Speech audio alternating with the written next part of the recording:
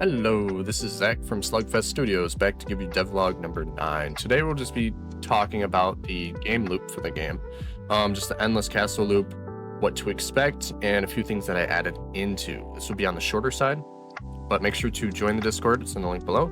Wishlist on Steam, search for Bonebound. I'll also drop a comment and subscribe for more weekly content.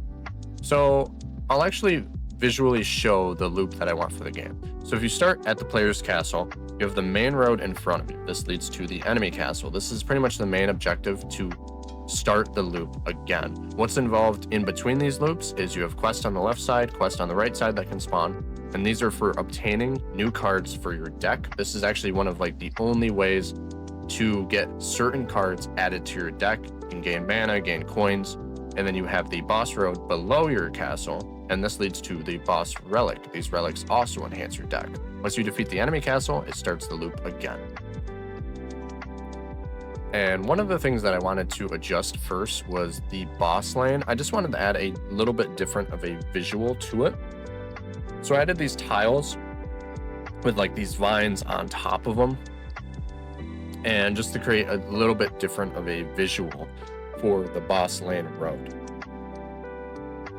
And so it's square right now, but it will be like a circular stamp, but that's the image of the actual tile. So you have the grass tile, and then these boss lanes just have these vines growing on them. I just wanted something a little bit different for that, but it will be like a stamp, not a square, when it assigns those tiles to the ground.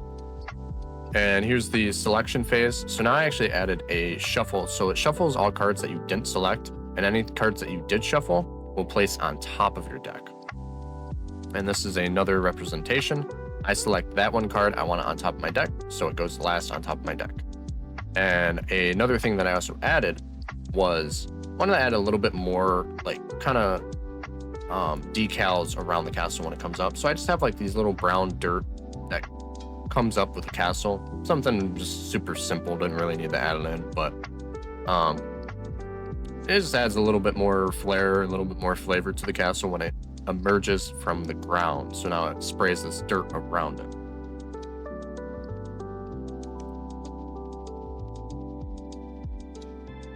And now I will show the loop a little bit more to where I summon my creature defeats the enemy castle, and I'll show how the loop kind of continues. So right here, I have this creature.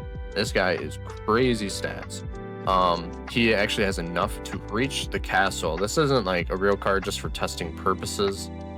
He has enhanced stats, but this would be an actual rank 2 of a human rogue class that you could see. So summon him in lane 2, and this guy is actually able to reach the enemy castle within 1 turn. So this boss lane spawn will probably be on a 1-turn timer to a 2-turn timer, where after you play your creatures and you end your turn, all your creatures will move, and then it goes to the start of a new turn, then that boss lane would show up. Right now I just have it where it spawns up immediately just to test it out. Then you have your quests. Your quests are going to be on a 4-turn timer to it's like a 4 to 7 turn timer. You can have only 2 active quests up at a time, one on the left side, one on the right side. But now our creature made it to the enemy castle, defeated it, it sinks, and then you have this. I'm just going to click no. I don't want to defeat the boss. I just want to continue the loop. This is the attachment phase. So let's actually attach this card to the creature just so it saves, because you got to think all these creatures or all these equipments will be shuffled to your deck. So I'll hit continue. And now we get to the selection phase. So I'll actually select my main assassin here. I'll select a gravestone and a wolf cub. Hit continue. Sometimes the cards, like that other wolf cub right there, it's a visual glitch. He actually won't be in your next hand. But now it summons the castle. It does this thing where it ping pongs back to the road. That's something that I was running into. I tried getting it fixed before this video, but it was just creating a huge headache. So now you would draw your cards now. So I drew that gravestone that I picked, that wolf cub that I picked, and that assassin that I picked. And then you also draw an extra card on the start of your turn, which was that skeleton minion. So you can see that guy actually kept the greatsword that I attached to him. So now this is kind of A castle defeated. This is kind of into the loop. So now you can summon creatures again, and you can hold on to these creatures that are pretty good. So you can actually keep getting XP for them, keep building out this creature that you want. And now you can see the tile actually got a little bit longer. So every time a castle is defeated, a few things happen. One is the tiles can go 3 to 5 tiles longer.